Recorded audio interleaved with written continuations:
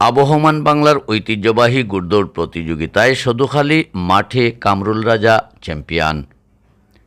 সাতক উপজেলার সদুখালী মাঠে 3 দিনব্যাপী ঘোড়দৌড় প্রতিযোগিতার শেষ দিনে ফাইনাল প্রতিযোগিতায় বিনন্দপুর গ্রামের সৌদি আরব প্রবাসী ঘোড়া শৌখিন জালাল উদ্দিনের কামরুল রাজা ঘোড়াকে চ্যাম্পিয়ন ঘোষণা করছেন আয়োজক কমিটি।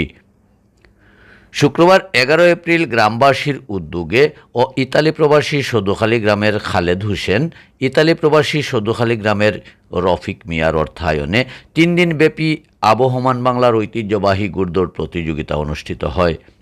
প্রতিযোগিতায় 12 থানা থেকে প্রায় শতাধিক ঘোড়া নিয়ে অংশগ্রহণ করেন ঘোড়া শৌখিনরা। বিকেলে আগত ঘোড়া শৌখিনদের ঘোড়ার তালিকা করে টাকা খাওয়ার সুব্যবস্থা করে দেওয়া হয়। রাতে প্রতিযোগিতায় অংশ নেওয়া ঘোড়ার প্রতিযোগিতা নিয়ে ঘোড়া শৌখিনদের বৈঠক অনুষ্ঠিত হয়। বৈঠকে বিগত দিনের নানা সমস্যা নিয়ে প্রশ্ন তোলেন ঘোড়ার মালিকগণ।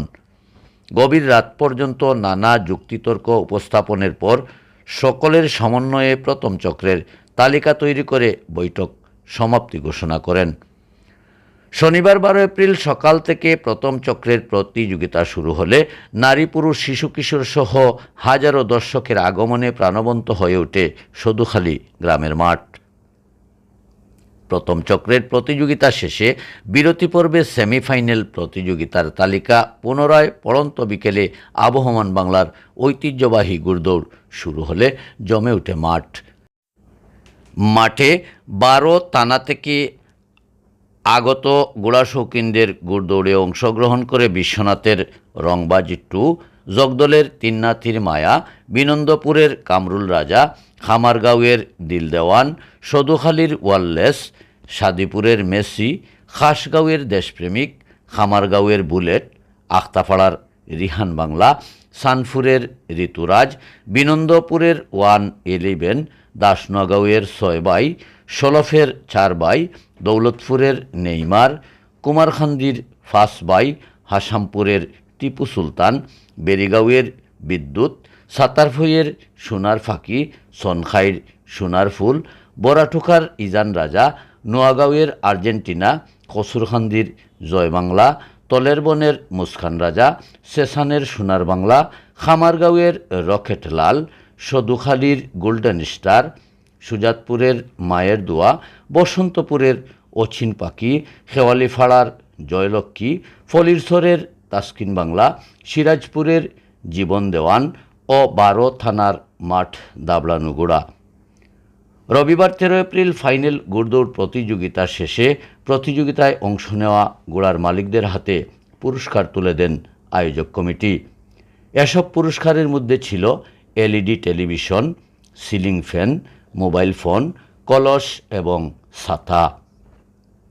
ঘোড়দৌড় প্রতিযোগিতা শেষে আয়োজক কমিটির পক্ষ থেকে বিনন্দপুরের কামরুল রাজা ঘোড়াকে চ্যাম্পিয়ন ঘোষণা করে একটি এলইডি টেলিভিশন তুলে দেওয়া হয়।